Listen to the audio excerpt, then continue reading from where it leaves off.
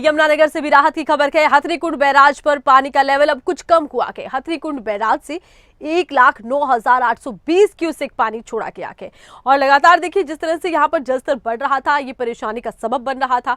यही वजह है कि अब एक बार फिर से 1,00,000 क्यूसेक से ज्यादा पानी छोड़ा गया है।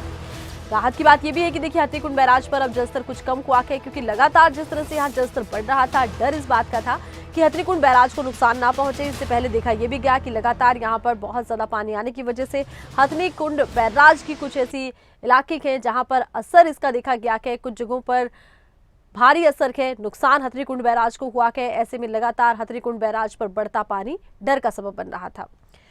और ज्यादा जानकारी के लिए खबरें अभी तक की संवाददाता रजनी सोनी इस वक्त हमारे साथ जुड़ी है। रजनी, हथनीकुंड बैराज को लेकर क्या जानकारी?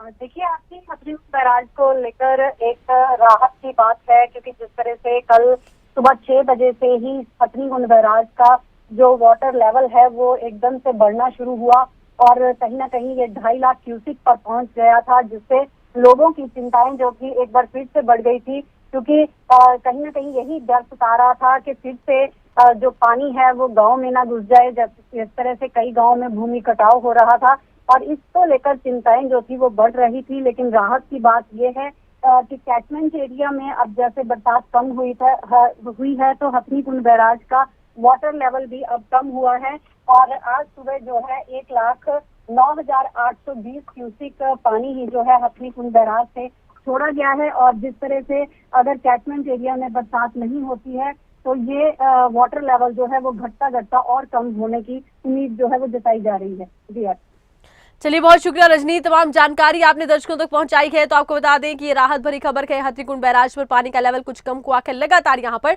पानी का लेवल इससे पहले बढ़ रहा था।